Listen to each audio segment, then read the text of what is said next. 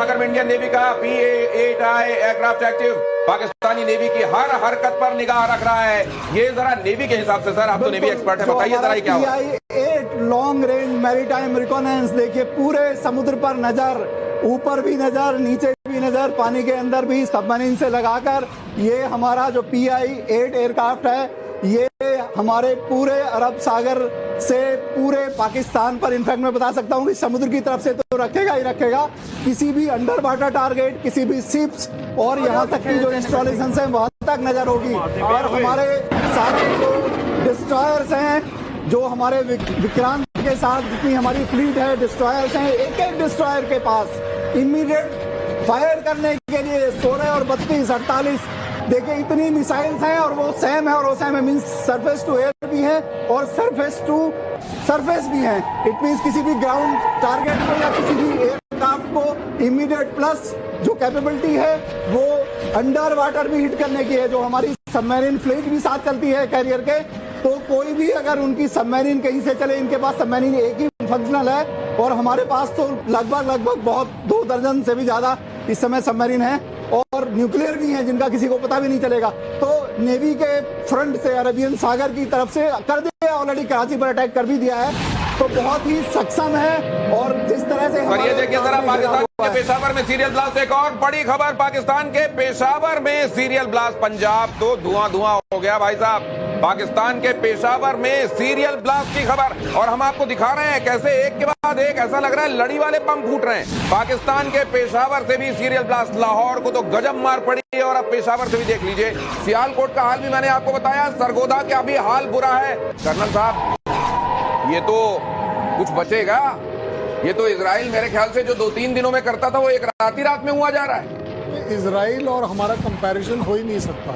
Israel छोटा सा country है, हमने सिर्फ उसको सिखाया ये था, और ये हमेशा इजरायलीज बोलते हैं कि जो जज्बा आपकी कंट्री में है, अगर ये जज्बा किसी भी फौज में आ जाए तो वो अपने आप में सिर्फ एक विनिंग फौज है। इसलिए आप पाते हैं कि इंडियन आर्मी हमेशा वो काम करती है जिसको जो बोलते हैं ना, तो प्राइम मिनिस्टर क्या बोला, कल्पना से आगे, कल्पना से परे होगा, और धरती के आखिरी छोर तक पीछा करके मारेंगे आतंकवादियों को। रविकांत राय हमारे संवाददाता प्रधानमंत्री के आवास के करीब हैं, वहां भी अंधेरा है बाहर, और वहां से हम तक जानकारी पहुंचा रहे हैं। इस अंधेरे में रोशनी की न जाने कितनी किरणें हिंदुस्तान को दिखाई दे रही हैं। आतंकवाद को अब निर्णायक जवाब दिया जा रहा है। रविकांत, अपडेट क्या है? देखिए दिनेश, इस वक्त अपडेट ये है कि जितने भी केंद्रीय मंत्री हैं, कुछ के जो प्रोग्राम हैं वो कैंसिल कर दिए गए हैं। इस सिचुएशन को देखते हुए इस वक्त की बड़ी खबर यही है, और जहां मैं मौजूद हूं वहां से बस 10 कदम की दूरी पर प्राइम मिनिस्टर नरेंद्र मोदी का आवास है, और पूरे घटनाक्रम को इस वक्त भी वो अपने आवास से मॉनिटर कर रहे हैं। डिफेंस मिनिस्टर लगातार पल पल की अपडेट और एनएसए के माध्यम से प्राइम मिनिस्टर नरेंद्र मोदी को दी जा रही है। इतना यकीन मानिए कि आज की रात पाकिस्तान को बहुत भारी पड़ने वाली है, क्योंकि प्राइम मिनिस्टर का जो डिसीजन है वो आर्म फोर्सेस को मिल चुका है। एएनआई की तरफ से एक और अपडेट आ रहा है, जरा वो बता दूं। उसका Pakistani air force jet has been shot down in the Pathankot sector by Indian air defence. Multiple sources tell ANI more details awaited. Official government confirmation is yet to come. लेकिन पठानकोट में पाकिस्तान का एक और फाइटर जेट मार दिया गया सर। बिल्कुल, देखिए आज आप जैसे जैसे हम आगे बढ़ेंगे आपको कुछ ना कुछ और ऐसी खबर आती जाएगी। जितना भी अटैक भारत के ऊपर हुआ, चाहे ड्रोन से हुआ, चाहे मिसाइल से मैं हुआ, अपनी टीम को बोल दूं, ये पठानकोट वाली, ये पठानकोट में एक फाइटर जेट को मारे जाने वाली ये ब्रेकिंग तैयार कीजिए। फिलहाल मैं दिखा रहा हूं आपको जलंधर की तस्वीरें। जलंधर में जो अटैक किया गया उसको इंटरसेप्ट करके देखिए हमारे एयर डिफेंस सिस्टम ने क्या खूबसूरती के साथ उसको न्यूट्रलाइज किया है। जरा देखिए एयर डिफेंस सिस्टम क्या होता है। इसीलिए S-400 से थर्राता है पाकिस्तान, और इसीलिए जो HQ-9 है आज उसका तो आपने देख लिया, उसका तो हेडक्वार्टर बना दिया गया है, और आज उसके इतने टुकड़े किए गए हैं कि पाकिस्तान में आज ईंट के टुकड़ों की जगह उसी का इस्तेमाल हो रहा होगा। कर्नल साहब, ये है एयर डिफेंस यहाँ का, और एक वो एयर डिफेंस जो खिलौने उन्होंने रख रखे थे। ये फर्क होता है कि जब आप make in India versus make in China की बात करते हो, हमारे पास 5 कंपनी हैं ऐसी जो अपना खुद का एंटी ड्रोन सिस्टम बनाती है। जेन ले लीजिए, आरव ले लीजिए, अडानी ले लीजिए, बेल ले लीजिए, कंपनी ही कंपनी है जो हमारे पास यहाँ बना रही है। हमारा एयर डिफेंस सिस्टम टेस्टेड है।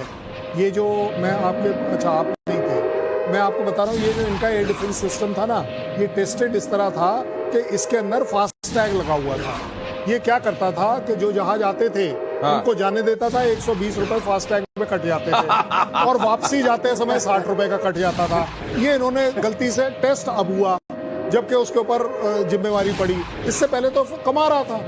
बड़ी सीधी सीधी बात है भाई। ये वाला आग देखिए, मैं तो कह रहा हूँ आंख बंद कर कर भी आप विश्वास नहीं कर सकते कि कोई एयर सिस्टम इतना निकम्मा होगा कि एक भी नहीं आप सब कर पाए। आप सायरन ही नहीं बजा पाए। 24 मिसाइल आपके तरफ आ गई, आपका ऑफिशियल एक्नॉलेजमेंट है, आपका सायरन ही नहीं बजा। सायरन नहीं बजा, सिटिंग डक की तरह मार दिया गया। तब भी मार दिया गया जब ऑन द गो थे।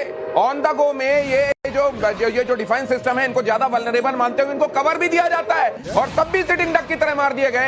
ये पोल खोलता है पाकिस्तान की बड़ी बड़ी डींगों की, उसकी बातों की तरह उसके इक्विपमेंट भी खोखले हैं। और अभी तो जो बाकी चीजों के बारे में वो कहते थे, उनके फाइटर जेट्स के बारे में, उनके फाइटर पायलट्स के बारे में, और बाकी डींगे भी जो मारा करते थे, मेरे ख्याल से सुबह होते होते उनमें से भी बहुत सारों के कपड़े उतर चुके होंगे। कौन सा ऐसा जहाज बचा है जिसकी वो डींग मारते थे और वो नहीं गिरा? चलिए ये बता दें। बिल्कुल सही बात। फिर तो बचा क्या है? अब बच गया आपकी तरफ से पायलट इस समय उड़ने को तैयार नहीं है।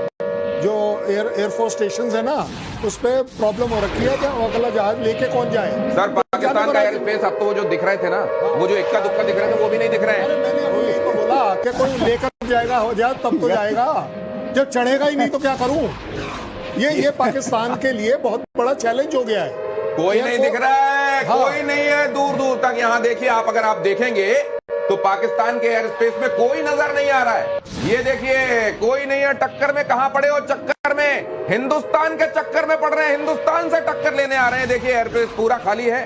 फाइटर जेट नदारद दिखाई दे रहे हैं। जो थोड़े बहुत इस तरफ चले आए हैं उनको एक ऐसे गिराया जा रहा है जैसे पके हुए आम टपकते हैं ना इस मौसम में, उसी तरीके से इनको टपकाया जा रहा है। कल सुबह तक गिन गिन के बता दिया जाएगा कितने टपके हैं, और एक आध तो फाइटर पायलट भी इनके पकड़ लिए गए हैं। सुबह तक उनको भी बढ़िया चाय पिलाई जाएगी, उसकी भी खबर हम आपको बताएंगे। लेकिन यहां देख लीजिए, यह है पाकिस्तान का स्पेस, कोई नहीं दिखाई दे रहा है एक भी। और वो जो थोड़े बहुत हो सकता है कि यहां से वो जो चार्टर प्लेन उड़ रहे हो, अगर उड़े हैं तो उनमें से भागने की तैयारी में ये निकल लिए हैं। पता नहीं शरीफ खानदान अब यहां पर है कि नहीं, कि शराफत लेकर बाहर निकल चुका है। पता नहीं आसिम मुनीर यहां पर है कि असीम भागने की क्षमताओं का प्रदर्शन करते हुए पाकिस्तान से बाहर निकल लिया है। अभी ये कुछ नहीं मालूम है। लेकिन सर सुबह तक तो मुझको लगता है ढूंढे नहीं मिलेंगे। बिल्कुल।